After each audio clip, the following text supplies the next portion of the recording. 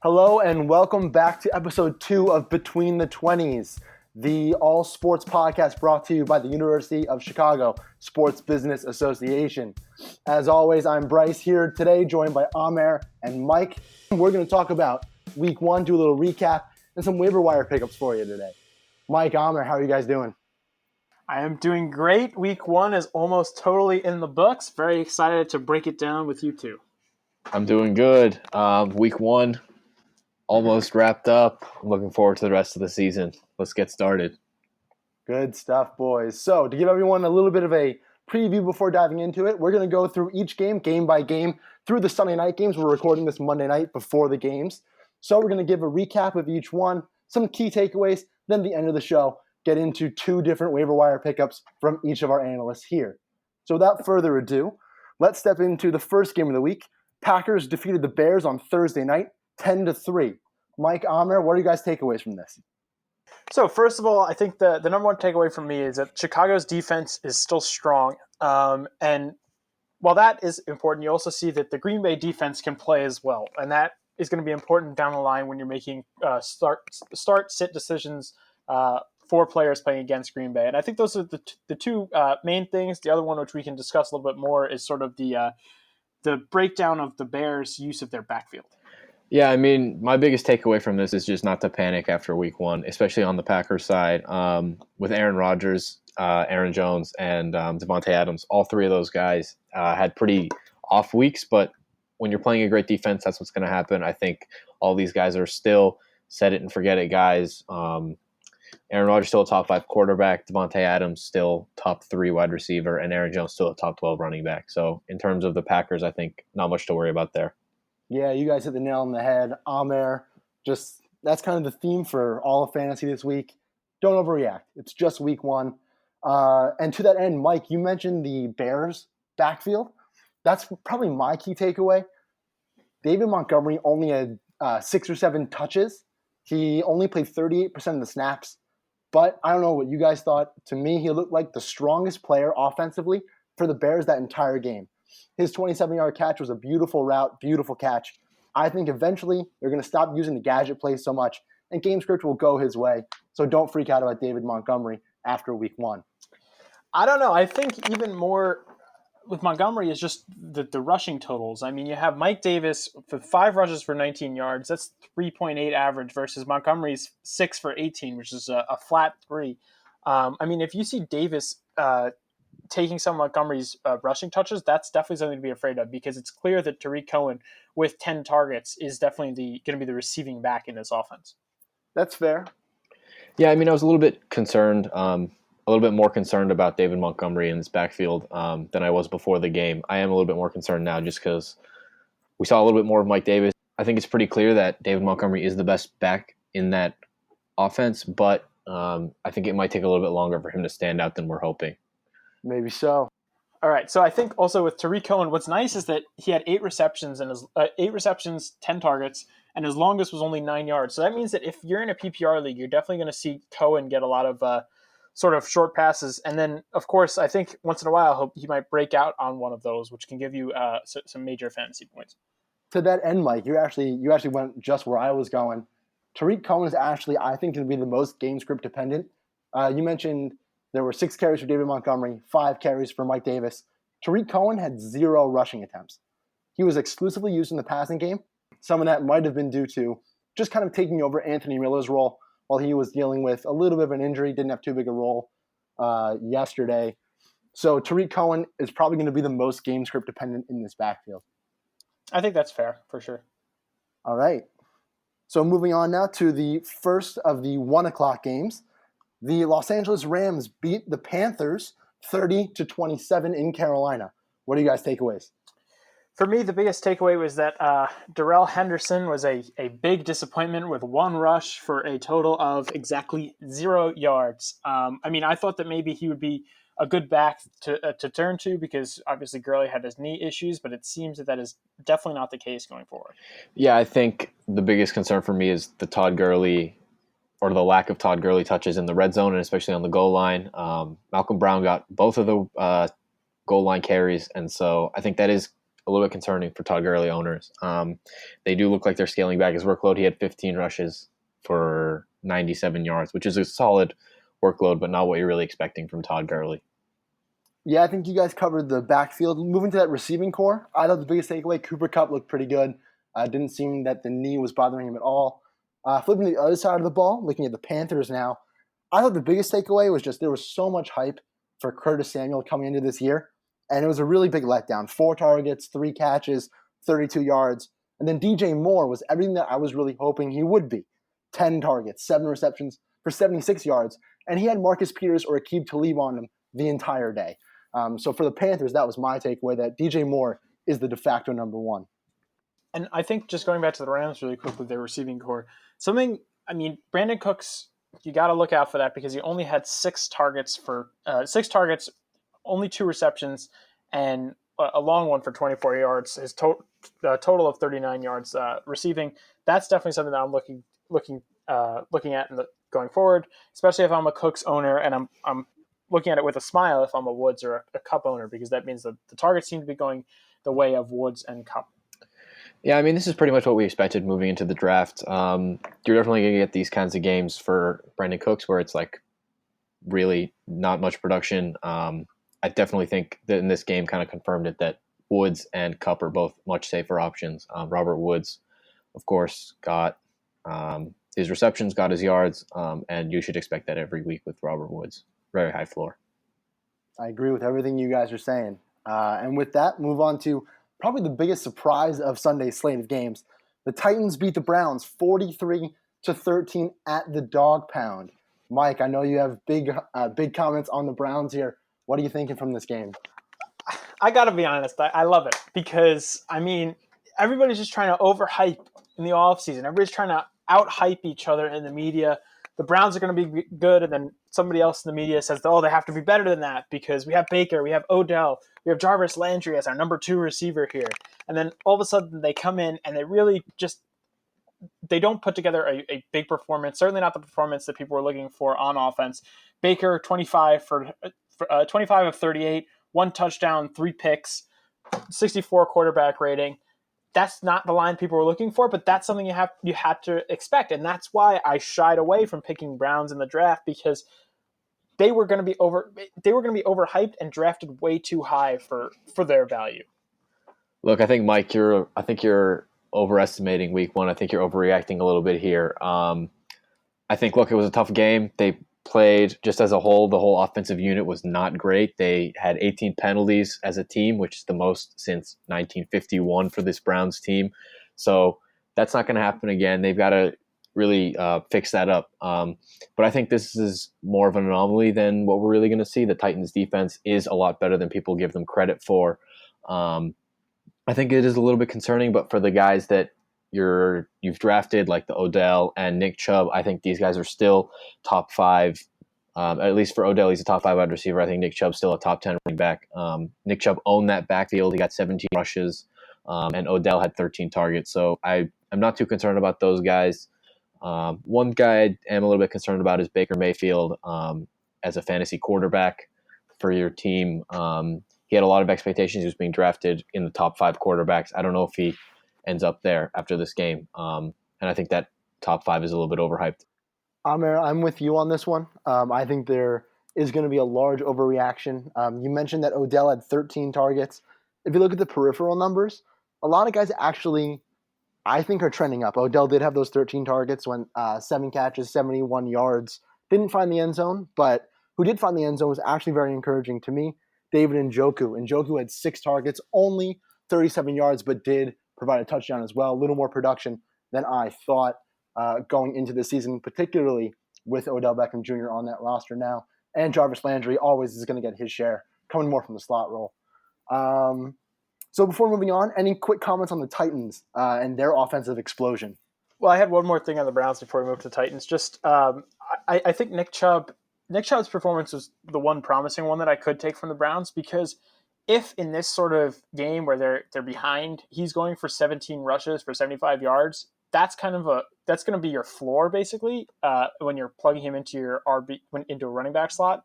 So I think that being your floor is something that's very positive to see as a fantasy owner. Him having a 4.4 yards per rush, and getting 17 attempts even when they're behind in a game like this. Jumping into the Titans, I just think the big thing here is just not to overreact, especially to Derrick Henry and Marcus Mariota. I still don't think they're going to be that great. Derrick Henry's not all of a sudden going to become a PPR machine or a pass catcher. He just had that one reception that changed the field and happened to go for 75 yards, which was an explosive play, but you can't really expect that every week. So I think pump the brakes a little bit on the Titans offense. One thing to note with them is, though, that Corey Davis is almost irrelevant for fantasy at this point. We've kind of been bringing up his name for years now, but I don't think he has any relevance this year. The wide receiver you do want, though, is A.J. Brown. Definitely with you there. A.J. Brown was one of my deep sleepers coming in. 3 catches, 100 yards. Corey Davis, only 3 targets, no receptions. I agree with you, Amer. You cannot start him, or at least trust to start him every week. Another performance from the Titans I thought was encouraging. Delaney Walker, 55 yards, 2 touchdowns, and as always, coming off a dreaded Achilles injury. It was good to see him back on the field and producing. So we'll now move into, as what everyone really wants to talk about here is offense, and that's going to happen when we talk about the Chiefs beating the Jaguars 40-26. What are your takeaways? I mean, number one is just wow to Sammy Watkins. He just had to put together a very, very, very good game. I mean, 11 targets, 9 receptions for 198 yards with 3 touchdowns. That's just a very impressive game. But I think, obviously, that's not going to be every week for him. So I temper expectations on that front. But something to look at, I think, a little bit more closely that we can get from the first game is the relationship between LaShawn McCoy and Damian Williams. McCoy had 10 rushing attempts to Williams' 13, but did much more with them, as McCoy managed to put up 81 yards on the ground while Williams only put up 26. And Williams did have he was targeted 6 times in the passing game. And he was also on the field much more than McCoy. He was on the field Williams was on the field for 66% of snaps, while McCoy was only there for 29%. So I'm not necessarily sure what to make of that, but I leave that up to you guys a little bit. Yeah, I think with this backfield, it's pretty much what we expected. It's pretty split. We don't really know who's going to get the touchdown, and I think all the value in that backfield is really going to come from whichever back gets the touchdown, so it's tough to start either of them. I would say that Damian Williams is a little bit higher for me than LaShawn McCoy, but I don't think either of them are really great options. In terms of other places, the Chiefs offense, Patrick Mahomes, of course, just picking up right where he left off last year from that MVP year. Insane first half, and you want as much of that offense as you can get. Sammy Watkins, as Mike said, lights out. But one thing to watch if you are a Tyreek Hill owner, he did hurt his clavicle pretty bad, and he will be out for an indefinite amount of time. So you're going to have to look elsewhere for wide receivers. Yes, on that note, just a couple pieces of injury news. Amer, you mentioned Tyreek Hill is out indefinitely. But also on the Jaguars side, Nick Foles also broke his clavicle. He will be out also indefinitely. And stepping into his place will be Gardner Minshew, who surprisingly had a very effective day, going 22 of 25 for 275, 2 scores, and 1 interception. How do you guys think Gardner Minshew, instead of Nick Foles, is going to change the outlook on the Jaguar offense? I mean, the number one thing I'm taking away from that, Bryce, is you told me, go big on Jeff Swaim. Go big on Jeff Swaim in our draft preview, because Nick Foles targets tight ends a lot, and now I'm just kind of left with a back-end tight end on my roster. I think you guys hit it all. Of course, DJ Chark did have that big day, 141 yards, a score, but I think it's time to pump the brakes on him a little bit. He, to me, seems to be a one-week wonder, especially with Minshew and the weapons they have there. Remember, they have Chris Conley, they have D.D. Westbrook. They're all going to vie for targets, and Leonard Fournette is the focal point of that offense. Let's pump the brakes on DJ Chark a little bit. That's my main takeaway. I mean, I still think that their receiving core can get some receptions, but I definitely would tamper my expectations a little bit. But I still think that the receptions will be there. Okay. So with that, we'll move into the big blowout. Ravens beat the Dolphins 59-10. Guys, was this the Ravens offense exploding, the Dolphins just really being that bad? Combination of both, what do you think? Yeah, I can't take much for this game. I mean, people try to hype up the Ravens as much as they want, but I mean, the Dolphins defense is just brutal this year. You really can't take anything away from that performance except for the fact that a mediocre NFL team played a team that's probably worse than the majority of top 25 college teams. Yeah, I'm with you. The Dolphins almost shouldn't have a team at this point, how bad they are playing right now. But I do think it's time to pump. So I think it's time to pump the brakes a little bit on Lamar Jackson, on Hollywood Brown. I think Lamar Jackson's a solid fantasy quarterback. I think he's close around hovering around the top 10 quarterbacks. So he is startable, especially with his production on the ground. But he's not going to throw 5 touchdowns every week. And Marquise Brown's not going to catch 150 and 2 touchdowns every week. So temper your expectations with the Ravens going into next week. I'm just going to say that. And if you have any Dolphins on your roster, I think it's time to just drop them. I don't think they have any value. Kenyon Drake, Kalen Ballage, I don't think either of them give you anything. Yeah, Amir, you hit it with the Ravens. Just kind of temper expectations. No, Lamar Jackson is not the next Patrick Mahomes. He'll have a real test next week, not the Dolphins. I don't anticipate him throwing for 5 more touchdowns again, nor do I anticipate him only having 6 rushing yards. And then to your point on Marquise Hollywood Brown, he only played 12 snaps. So I don't know what to make of it. They're extremely efficient on those 12 snaps, but still very low snap count is concerning. Amir, you mentioned cutting all the Dolphins. I'm with you with the exception of one. I think Devontae Parker is the only one worth keeping simply because he looked pretty good, better than he's looked in a long time. And 10 different veteran Dolphins have now asked or requested to be traded. Devontae Parker, I think, is one of them. If he does get moved, he could be fantasy relevant. So he might be a stash candidate. But if you need space on your roster, definitely cut him. All right. We're looking at 2 what I called electric offenses in our first show. The Falcons were downed by the Vikings 28-12 in Minnesota. A couple interesting takes here on both sides. What do you guys think? I think the Vikings offense is something that's very interesting to focus on in this game because from the rushing side, Dalvin Cook seems to be everything that you wanted from that high second-round pick. 111 rushing yards, 2 touchdowns, and it's not like some absurdly long rush kind of biased those numbers. His longest rush was only 22 yards. So that's all good from the rushing front. But then on the receiving front, I mean, you have to be very afraid. Kirk Cousins with only 10 attempts and 8 completions. I mean, even if all those 8 completions were to one receiver, that's only 98 fantasy yards there. And with that, Thielen and Diggs were supposed to be 2 of the largest fantasy receivers this year, so that's something that's very scary. They combined for a total of 5 targets and 80 yards. Yeah, I mean, just biggest takeaway for me on the Viking side is the running game. Dalvin Cook looks to be a stud if he stays healthy. He could end up as a top 5 running back this year in that offense. Another thing in that run game is Alexander Mattison is not fantasy irrelevant. He does have standalone value, but I think most of his value should be to guys who have Dalvin Cook on their roster. If anything happens to Cook, which we've seen in the past, Alexander Mattison becomes a clear top 15 running back, at least for me. So keep him on your radar in case anything happens to Dalvin Cook. In terms of the passing game, I think it was a little bit of a fluke. GameScript really knocked out the passing game for the Vikings. They were up 28-0 at one point. So they were really just trying to run the ball and take down the clock. So I think it's too early to really panic on Thielen and Diggs at the moment. I think their upside might be a little bit capped with this increased running game, but I think overall they're still the main targets in what looks to be a good offense with a solid quarterback. Yeah, I think Adam Thielen is still going to be fine. He is always been more of that target monster, gets more done with yards rather than touchdowns. But it does appear that the Vikings are going to lean on the run more. And why wouldn't you? Dalvin Cook looked fantastic. It was a run-blocking offensive line.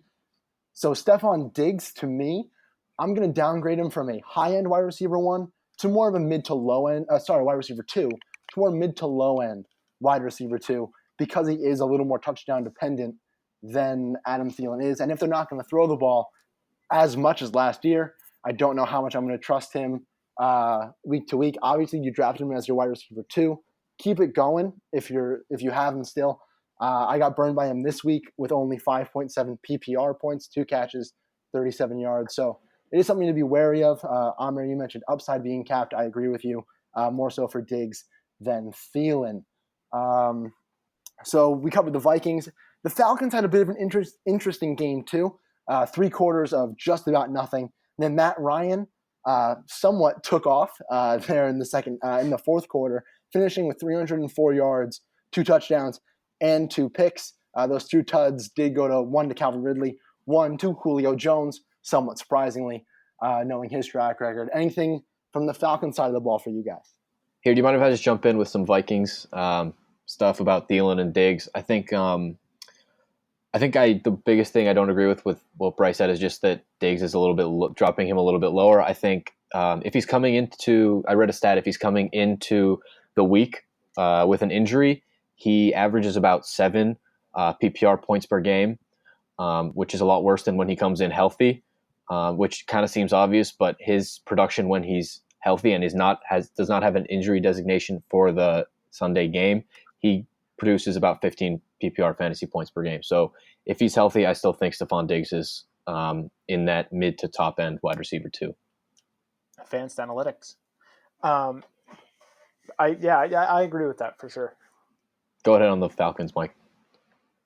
So on the Falcons, I think my biggest question mark here is Devonta Freeman. I mean, I know game script would suggest that he shouldn't be used that much, but even with that, I'd figure that the Vikings would put less guys in the box, and Freeman Freeman saw a bit of volume with 8 rushes, but only managed 19 yards, which is an average of 2.4. That's something that scares me, and a long of 5 yards. Yeah, just this Falcons offense didn't look that great. I think a lot of their problems come with the offensive line, which is a little bit concerning for Devonta Freeman. I don't think it's going to be this bad, and I think he was written off with game strip a little bit in this game. So I don't see this as a really common thing for Devonta Freeman. Some encouraging things, if you have some stock in the Falcons in fantasy, is Julio Jones found the end zone again, which has always been a concern with him. So if he can kind of keep up the end zone stuff, he could easily be the first wide receiver 1 on the season this year. Yeah, my big thing for the Falcons, again, we've been harping on this. Don't overreact. It's a good offense. They played a very good defense. I think they're going to be just fine. Matt Ryan looked to shake off the rust in the fourth quarter. Mike, I'm with you a little bit there on Devonta Freeman, though. A little bit concerning considering his workload. And Ito Smith got a lot of touches, more than I expected. All right, and now we can move on to one of the sloppier, more interesting games. Bills beat the Jets 17-16. This might be what we are going to expect from the Bills throughout the year. What do you guys think on either side of the ball? I think, first of all, with the departure of LaShawn McCoy, I was thinking about picking up Singletary in some of my drafts, but I mean, he only had 4 rushing attempts compared to Frank Gore's 11, so he's definitely not going to be the bell cow that you see, even though he might be used a little bit in the passing game, where he was targeted 6 times. But that's something that definitely jumped out to me. And other than that, I'd say that on the Jets side, the only player that's really rosterable for fantasy is Le'Veon Bell, and maybe you could make an argument for Crowder. But other than that, I really don't see like Robbie Anderson bringing any sort of value. Mike, just to jump in here real quick, you're talking about Devin Singletary. Yes, he did only have 4 rushes, but he took those 4 rushes for 70 yards, far more than Frank Gore, and his long was only 23. So it's not coming off one huge rush. It's a lot of mid-tier rushes. Did you take any stock in that at all, looking at how efficient Devin Singletary was? Maybe the Bills will catch on? No, I definitely do, but I also think just from that perspective, I really look at attempts more heading into like these early weeks, because you never know exactly when if they're using Singletary in a different instance when they're using Gore. We'd have to look into it a little bit more, but this would say to me that they're using Gore more on rushing downs and Singletary more as like a surprise rush. So that's why I wouldn't read into that sort of efficiency very much, if that makes sense. Yeah, I mean, jumping in on Singletary, I think he's not going to repeat 18 yards per carry, but I do think he is the more talented of the 2 running backs, and so I think while the job is Frank Gore's right now in terms of the carries, I think Devin Singletary is a good stash add to the bottom of your bench. So because I do think he will take over the job eventually in Buffalo. Moving into the Jets, I think Le'Veon Bell looked all right. He didn't look terrible in this game. The Bills' defense is a little bit better than people give them credit for. So he had a tough day on the ground. But as always, he kind of picked it up with his passing. He caught a touchdown, which is really what you want to see. So I think Le'Veon Bell is totally fine. In terms of their wide receiver core, I actually do think Robbie Anderson does have some value. I think when he was being guarded by Tre'Davious White, that kind of knocks him down a little bit. And Robbie Anderson's always been kind of that speed guy to take the top off the defense that can really have a boom or bust week. So I think if you see a couple good games from Robbie Anderson, he does have a lot of value. I think you guys hit most of it. One last thing that I want to touch on, though, is John Brown. So John Brown, we know at the beginning of last year, was a top 10 wide receiver with Joe Flacco. Then once Lamar Jackson took over, he kind of disappeared. John Brown now has a big arm quarterback in Josh Allen, and it showed 10 targets, 7 catches, 123 yards, and a score. John Brown's going to benefit from having a guy with a huge arm like Josh Allen. I think that he should be rostered in most leagues now. He's one of my targets if he's on your waiver wire. And just back on the Singletary Gore note, I looked into it a little bit more, and it seemed like 3 of Singletary's rushes were on second and 5 or less scenarios, which aren't necessarily rushing downs. They may have caught the Jets a little bit more off guard, whereas Gore's appear to be a little bit more sort of traditional running downs. So that may play into sort of how they're used in the future. Interesting note, Mike. That's definitely something to be aware of. Just to jump in here with a quick note, we talk about game script a lot, but also situations. That's important. Who's getting the catches on third downs? Who's getting the catches in the red zone? Those are the things to be cognizant of. It's important pointing out that Devin Singletary is getting carries on passing downs. So definitely something to remain aware of, how these guys are being deployed, in what situations they're coming in. All right, and now we have our final 1 o'clock game, or 1 Eastern game. Redskins up big, but they ended up losing to the Eagles 32-27. Couple takeaways from here. Slow start for the Eagles, quick start for the Redskins, turn around. What do you guys think? Yeah, I think Darius Geis was a little bit of a letdown for me. He did get 10 rushes, but only for a total of 18 yards. I expected more from him, especially with the absence of Adrian Peterson. But you also have to see that Case Keenum had a really, really good day on the Redskins side. He went 30 for 44 with 380 yards and 3 touchdowns, which is very promising for the Redskins offense. Yeah, I think on the Redskins side, biggest thing that kind of popped out to me was Darius Geis. He wasn't very effective, and he did come out with an injury, which is something to look out for. And I guess in the passing game for the Redskins, check out Terry McLaurin. He could be kind of a sleeper wide receiver that you can add to your team. If he kind of comes out as the number 1 wide receiver in this Redskins offense, then he could be a good fantasy option. Up to the Eagles side of the ball, Carson Wentz, he started slow, but I think he finished well. He should keep that up for the rest of the season. I think he's got a ton of weapons, as we know. Deshaun Jackson took the top off the defense a couple times, came up with some big plays, and so that really helps Carson Wentz's value. Yeah, definitely. I still do think, even though Deshaun Jackson did have a big game, 2 touchdowns, clear connection with Carson Wentz on the deep ball. To me, he's still the third option in that offense. Zach Ertz had, for his standards, a fairly slow day. Alshon Jeffrey still provided value, touchdown, couple catches, a couple yards. So Deshaun Jackson, I think he'll be useful. He'll be a deep threat. He's a boomer bust guy. He always has been. So I wouldn't deploy him with certainty. If he's a bye week play, definitely go for it. Can always go off. You guys mentioned Terry McLaurin pretty quickly. What stood out to me was his speed. He was known for his speed at OSU. He was known for his speed at the Combine. Case Keenum's got to throw to somebody in that offense. I mean, Vernon Davis looked athletic against the Eagle defense, so we're not sure how this is going to play out, but Terry McLaurin is someone to keep an eye on. I think that he has the potential to be someone that is fantasy viable rather than just a 1-week wonder. Yeah, just to jump in on the Eagles, just their backfield situation, we didn't really get much clarity on that. Jordan Howard, Darren Sproles, and Miles Sanders all got run, so you can't really start any of those guys just yet. Got to wait another week, see if anyone really takes over that job. Yeah, I wouldn't mind sort of maybe picking up Darren Sproles if you have an extra roster spot that you're really not comfortable with who you currently have there. Because, I mean, he was targeted 3 times in the passing game and did see 9 rushing attempts. And he always seems, in every season, he seems to emerge as one of those sort of late week pass catching backs that, as other backs get injured, he sort of piles up the PPR points. The one thing about Sproles, similar to what I was talking about with Tariq Cohen at the top of the show, he is going to be game script dependent. Miles Sanders, I think, is going to get more carries when they're up. They were down for the majority of this game, down 17-0 at one point. Darren Sproles is the premier pass catcher in the Eagle backfield. So if you think the Eagles are going to play from behind, Darren Sproles might be a good play.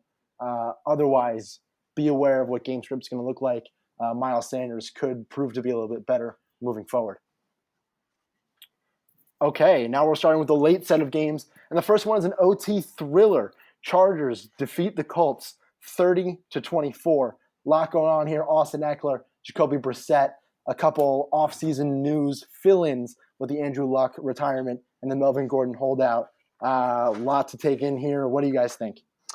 Yeah, I think for me there are 2 main takeaways. The first is sort of a team wide, and that's that the Colts can play with a good team. They hung in there with the Chargers for sure, and that just tells me that they aren't going to be fantasy irrelevant as we saw with, say, the Dolphins. I mean, Marlon Mack did have a good game.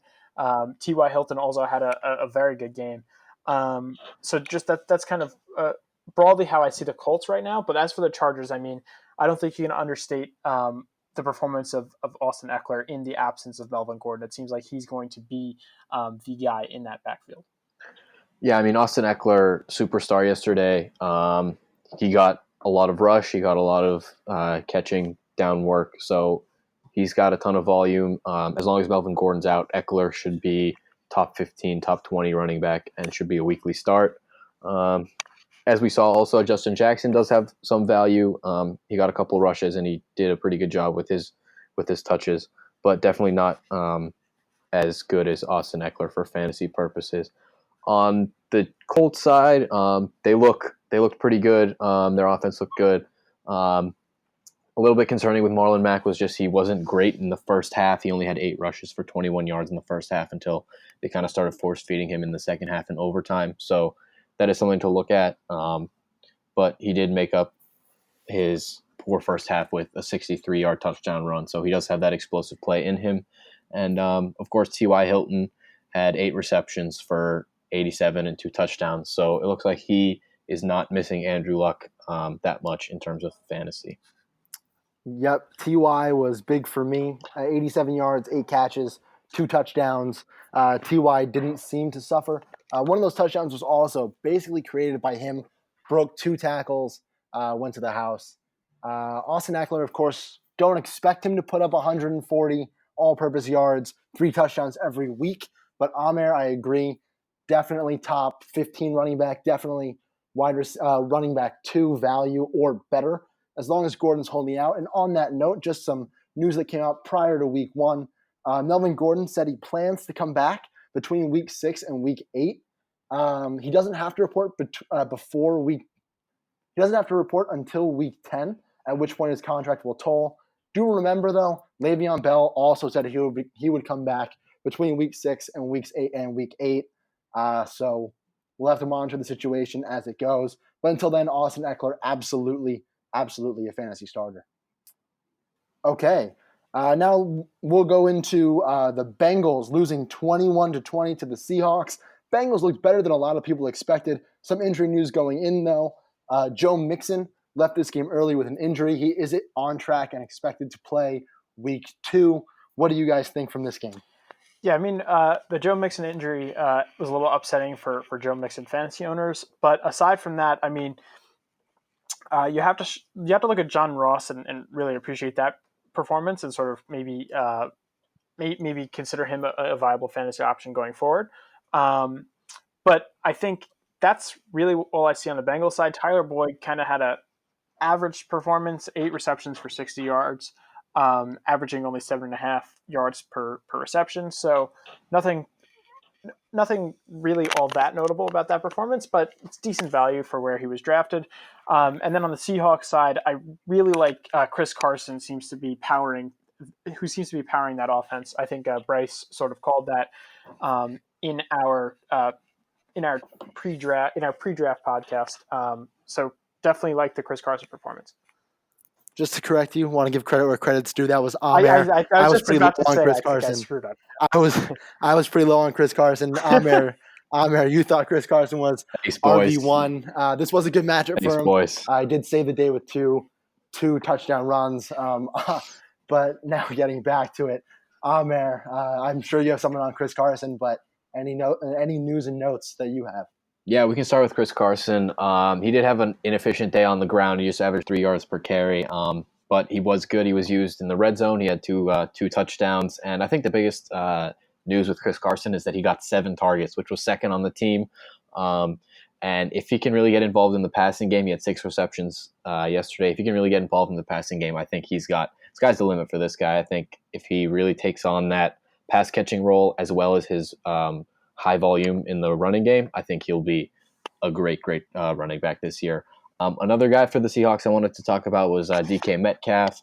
He led the team in targets. He had 8, targeted a lot more than Tyler Lockett and any of these other guys. So I think he's a guy to look at. Add him if you don't have him in your league, or if he's not picked up in your league. So I think he's a great guy to look at.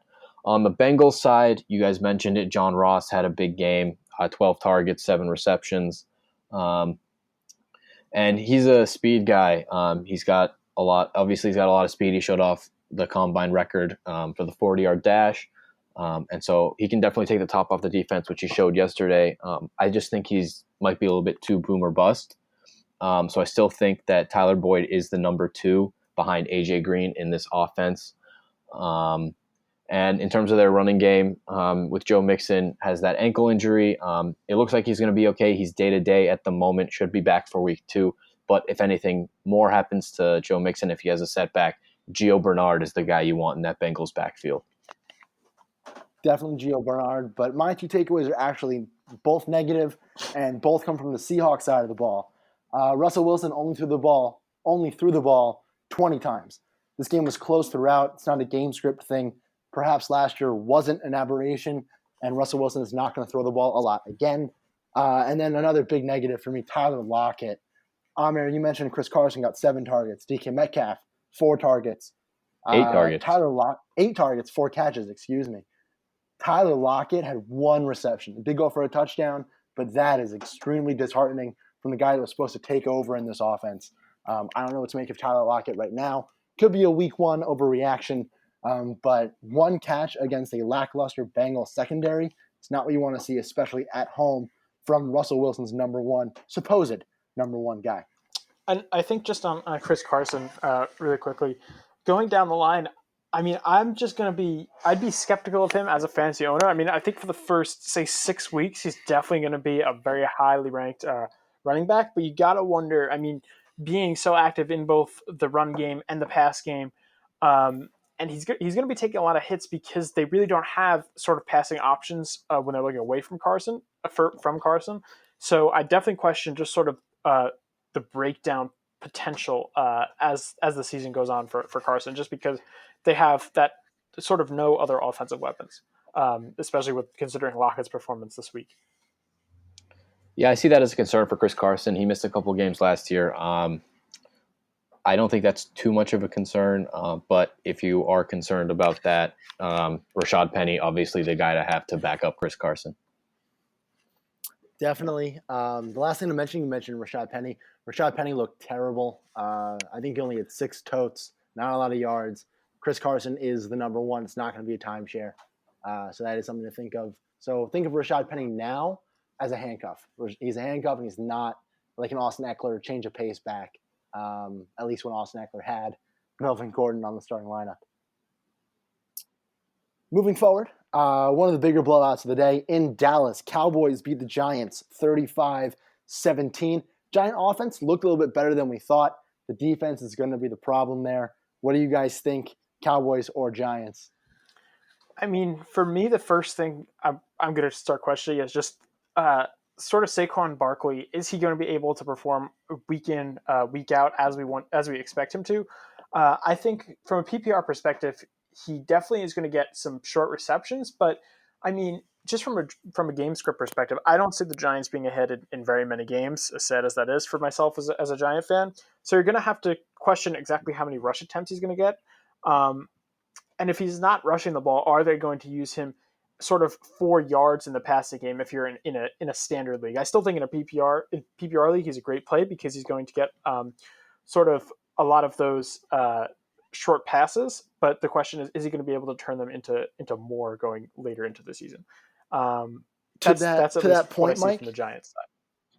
Yes. Yeah, to that point, Saquon Barkley did have very, very few carries. I think he only had 10 carries, but he averaged over 11 yards a carry.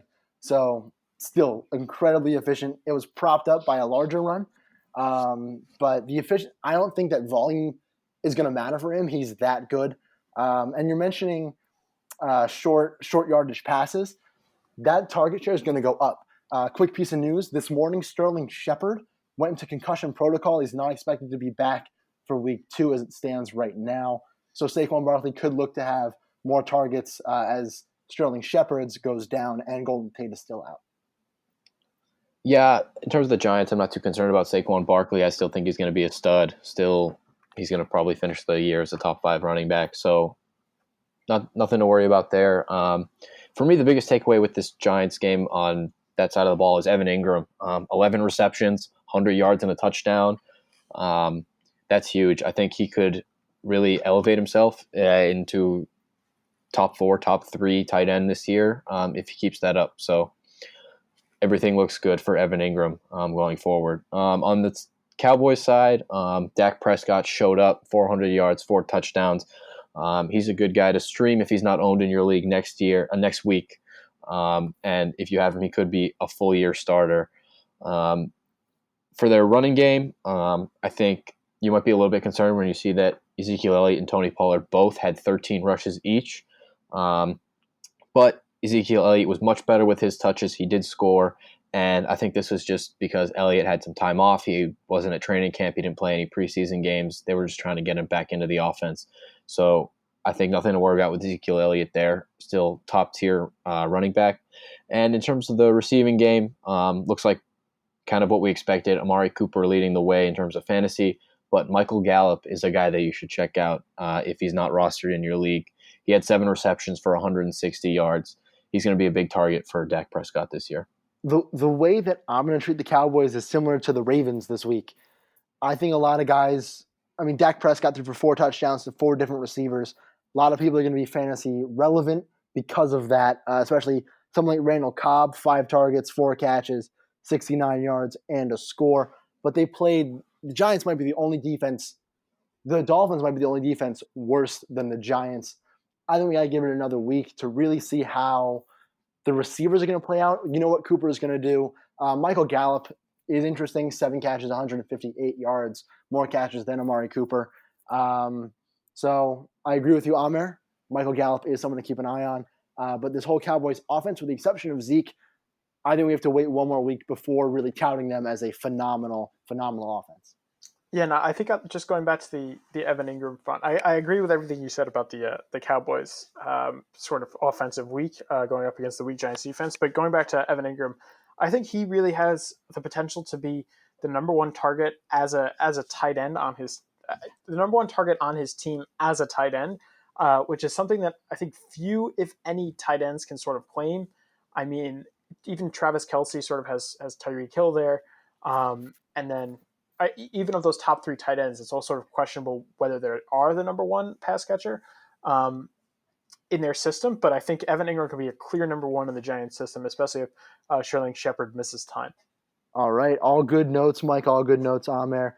3 more games to go, so we'll keep it moving here. We'll go to Tampa Bay, where the Buccaneers lost 31-17 to the 49ers. Interesting game, supposed to be more of a shootout than it was. What do you guys think here on either the 49er or the Buccaneer side? I mean, when looking at this game, the first thing that jumped out to me was Ronald Jones with 13 rushing attempts. That seems promising from the Bucs, especially because their their running game was so questionable coming into the year.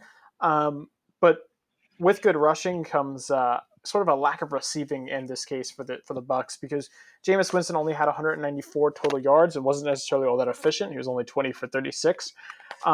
And Mike Evans only saw 5 targets with 2 catches for 28 yards. So that's something that I would definitely begin to panic a little bit about as a fantasy owner, not necessarily immediately, but something to think about going down the line. But then for the 49ers, I mean, that running back tandem is going to be something that in fantasy I kind of want to steer away from, because it's just going to sort of totally be up in the air exactly who's going to be the number one running back from week to week. But on the receiving front, George Kittle with 10 targets and 8 receptions is, at least now, seems to be the clear number one receiver on his team. So I guess Evan Ingram isn't the only number one. Maybe Kittle has an argument as well. So just proving my own point wrong. Great. Yeah, so taking over from that on the Bucs side, I don't really have a problem with their wide receivers. I still think Chris Godwin and Mike Evans are still great options. I just think Jameis Winston had a tough day. I think before we see it from Jameis Winston this season with Bruce Arians, I don't think he's a startable guy. I don't think you can stream him. A lot of people like to stream Jameis Winston, especially when he has a good matchup. But I think after this week, I don't think you can really start him next week. I think you got to see a couple games where he really puts up big numbers before you can trust him again. And with that backfield, we're not too sure. Ronald Jones was the more talented guy coming out of college, so maybe he does take over the job, but I'm still not a huge fan of that backfield.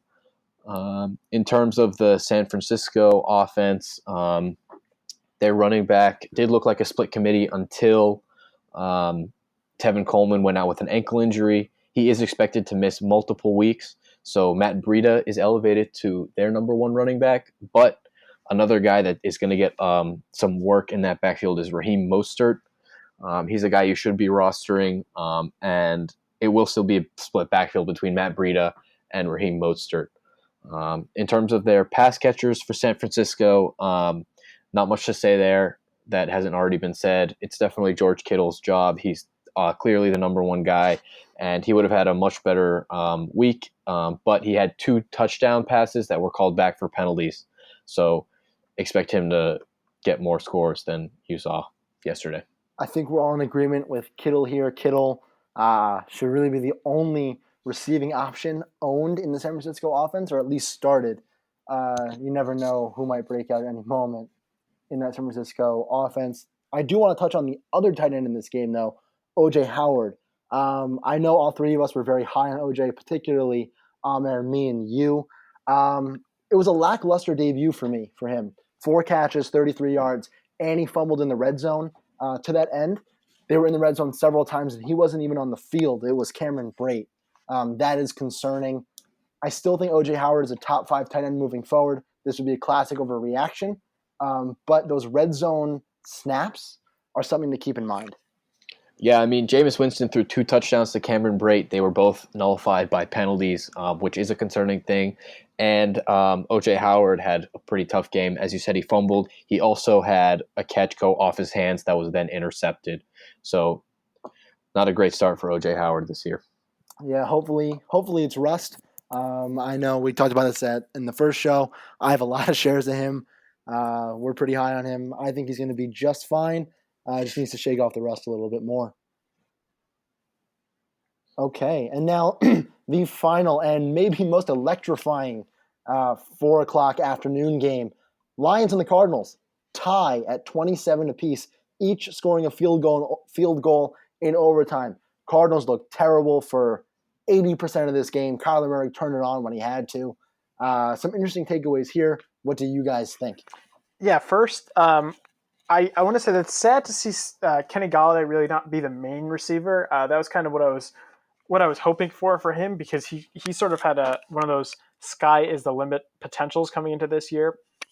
So it was upsetting to see him not necessarily dominate this game as a receiver, but Danny Amendola really did come out and did ball out in this one. That's at least from the Lions side. From the Cardinals side, David Johnson looks like he's going to be everywhere. Decent day for Kyler Murray. And Larry Fitzgerald, at his age, continues to still do what Larry Fitzgerald does best, and that's catch passes. catching passes, Larry. which is just absurd. He's just the pass catcher that keeps catching. Amir, what do you think? Yeah, I mean, just this whole offense looked pretty garbage, a lot like last year, kind of getting flashbacks to last year with this Arizona offense in the first three quarters. But I think that was a lot on Cliff Kingsbury. Sorry. Cliff Kingsbury, he said that he wasn't he was trying to be a little bit too cute with the game plan. He wasn't really calling the game the way he should have, and he picked it up in the fourth quarter and overtime. So that is an encouraging sight. Kyler Murray looked pretty good, especially at the end of the game. And once the Arizona offense got it going, it looked like David Johnson just picked up right with them. So David Johnson, as we said, high-end running back 1, and nothing here that's too concerning for me. Yep, David Johnson, definitely proving he was worthy of your trust, top 5 pick. He'll be good again. Mike, you mentioned Kenny Golladay. For me, also disappointing. But also a shining light out of here is T.J. Hawkinson. T.J. Hawkinson came with a lot of hype into the year in actual football in the draft, not as much in fantasy. In fantasy-wise, rookie tight ends tend to take some time. T.J. Hawkinson looked great. 6 catches, 131 yards, and a score. Stafford seems to trust him in the end zone. Loved him in the red zone too. Hawkinson's going to be out there all the time because he can block. He's kind of an incarnate of Rob Gronkowski. Just can kind of do it all with a little bit less physically. But Hawkinson, definitely a welcome surprise for the Lions. All right. And now to the final game, the Sunday night game. And definitely some concerns here. New England thumping Pittsburgh 33-3. No Le'Veon Bell. No Antonio Brown. The Steelers just couldn't get anything going. And the Patriots, it's like all reliable. Tom Brady is going to take them to where they need to go. What do you guys think? Yeah, first of all, as a guy with a lot of shares in that James Conner, because I found myself picking late in a lot of first rounds, I'm pretty disappointed, to be honest. 10 attempts for 21 yards on the ground, which isn't necessarily concerning because, I mean, you have to consider that they were down for the vast majority of this game. But still, you expect to see more than 2.1 yards per carry in that instance, but still on the receiving front, only 4 receptions for 44 yards for Connor. I definitely want to see him targeted a little bit more. So that's on the Steelers side, and also Juju with 6 for 78, which is kind of, you can accept that in a game where the Steelers were this bad. But then on the New England front, everything is clicking, and this is even before the arrival of Antonio Brown. Julian Edelman with a solid game, with 6 catches for 83 yards, and Philip Dorsett with 2 TDs, including a 158-yard reception. Yeah, I mean, when you look at starting off with the Patriots, pass catchers, you pretty much got what you expected, I guess, except outside of Dorsett. You saw Josh Gordon making big plays, getting the yards and scoring a touchdown. So you can expect a lot of that from Josh Gordon this year, and Julian Edelman getting those receptions, getting those yards, definitely a PPR machine, Julian Edelman. One thing to look at just with the Patriots backfield is Sony Michel and Rex Burkhead. Sony was not very good yesterday. Burkhead did get a lot of touches, and that's kind of the risk you run when you invest in the Patriots as a team. Sometimes they'll run the ball a lot, sometimes they won't at all, sometimes they'll bring in, I don't know, Damian Harris, or if you want to throw back to Jonas Gray for that one game. You just never know who's going to be really great for the Patriots any given week, so they are a little bit risky to play outside of Edelman. But just moving into Antonio Brown, the big story of the weekend, signs with the Patriots. In terms of fantasy, I think this hurts Josh Gordon. This hurts Julian Edelman a little bit. I think both of those guys, their upside gets ticked down a little bit. I think Antonio Brown is kind of where he should be ranked, about where we drafted him, low-end wide receiver 1. He does have a better quarterback than he did, obviously, in Oakland, but I think you get a little bit more less volume. So I think those two will even out. In terms of Tom Brady, I think this is a big upgrade for him. I think he moves into my top 10 quarterbacks for fantasy this year. Definitely a startable guy week to week with all these weapons that they have. My main takeaway here, I have one for each starting or supposed starting running back on each team. Amer, you hit on Sony Michel, very ineffective, 15 carries, 14 yards. Biggest thing for me, 0 targets in the passing game. We knew it was going to be a struggle for him passing-wise. James White is about as good as it gets. Rex Burkhead always is a threat. Amer, you touched on him a little bit. The fact that he couldn't pound the ball at all, yeah, the Steeler defense is good. That's disconcerting. And no targets, I'm a little worried. We'll see how it works next week when they get a cupcake game with the Dolphins. And then for James Conner, Mike, I'm with you. A lot of James Conner shares. What scared me off wasn't exactly James Conner. I thought he played fine. Yeah, only 2.1 yards per carry, which isn't what you're looking for, but it is a stout New England defense. What bothered me was the amount of times that Mike Tomlin went 5 wide and James Conner was nowhere to be found. There were drives when James Conner didn't touch the field. There were drives when they went 5 wide and Jalen Samuels was the 4th or 5th receiver and not James Conner. I would love to see him used more. Yeah, game script did not help James Conner here, especially when you're looking at the Steelers going spread offense 5 wide. But the amount that they did it in week 1, I wonder if that's going to carry over, and that would definitely hurt James Conner's fantasy upside. Yeah, just touching on James Conner, I think this game was he got a little bit unlucky in this game. He had a goal line rush, and he was stopped at like the half-yard line. So if he punches that in, he's got a pretty solid game. So I'm not too concerned about James Conner. Still a top 10, top 8 running back.